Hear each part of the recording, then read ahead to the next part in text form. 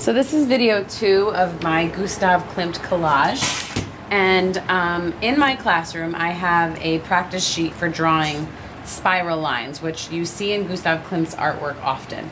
So after you have finished gluing all of your shapes, you are going to, if you're in the classroom, you're going to get one of these worksheets and you're going to practice. Obviously right here you want to write your name and your class, so to whatever class you are. Trace this first, and this is a spiral line that goes in a clockwise direction, which means in the same order as the numbers on a clock. This one goes in the opposite direction, which is called counterclockwise. So you can trace those and then you try to create a spiral that looks similar. The important thing about a spiral is that the lines never cross over each other. So I've seen kids do this, and that's not a spiral. Okay, so try to go slow and try to make sure that your lines don't touch any other line as you're drawing.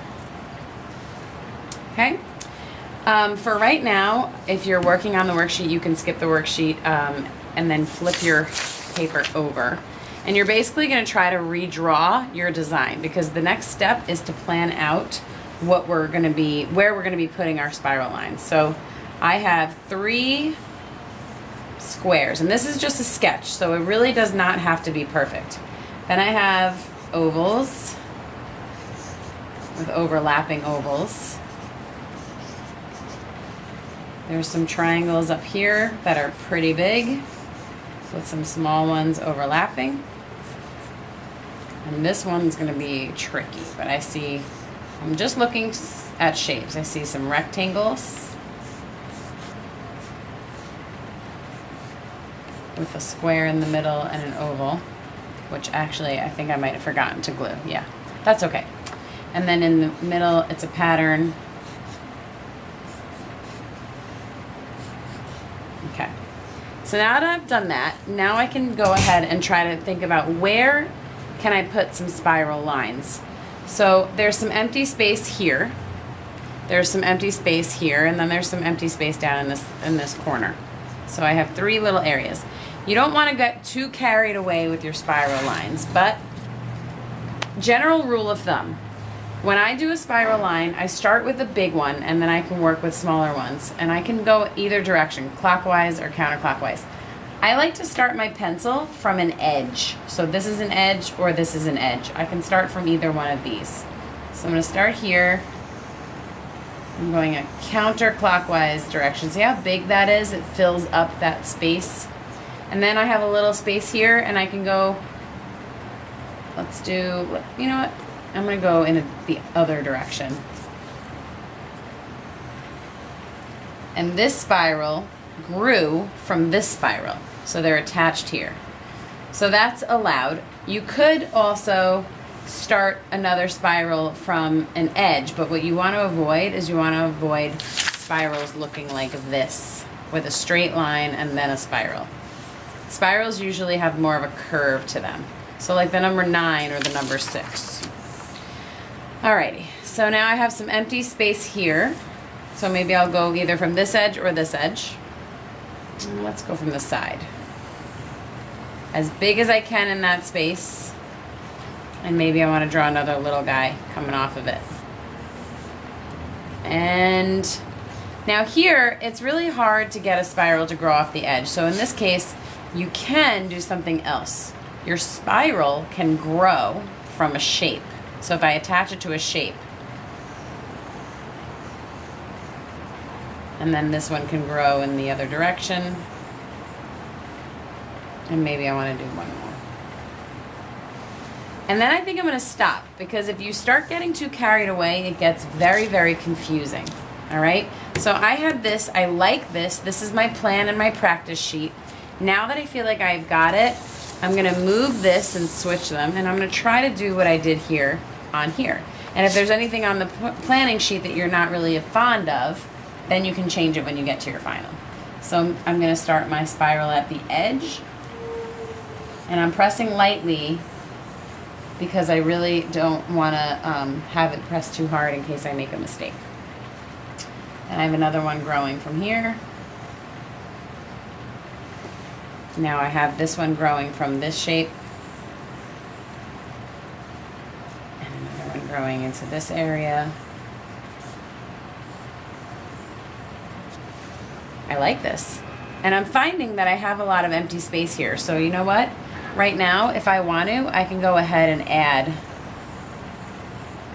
one or two more if I feel like it's emptier.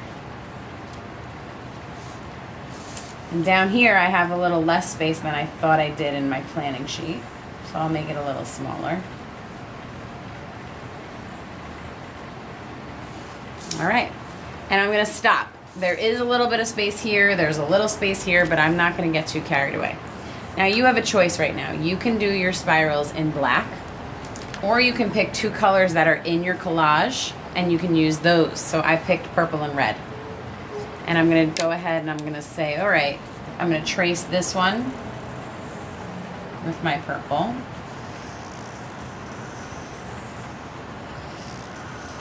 And it's like a tree or a plant. Anything that's attached to this one is also gonna be the same color.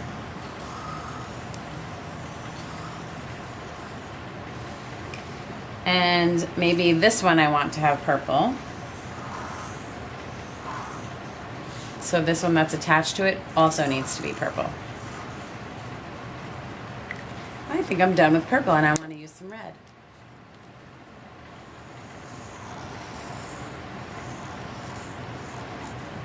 And now this one is attached, so it's going to be the same color.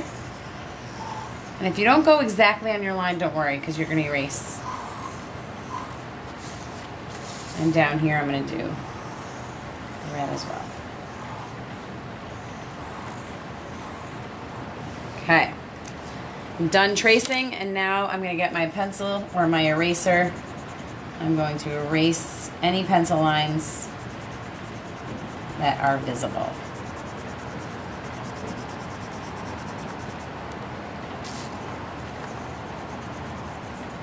Okay, so you get the idea. This planning page that I did first is very, very helpful because it allows me to think of my ideas and not have to worry too much about making a mistake right onto my final project. So I'm pretty happy with the way this turned out, and I think I had such success because of this. And if you are done early in the classroom, you can color this in with crayons. And if you want to do the Sharpies on the spiral lines, I would allow that, but I don't think Sharpies on the whole thing is a good idea because then we're going to waste our Sharpies. I would rather you use regular markers or crayons. Okay? I can add this one in because it's not in here.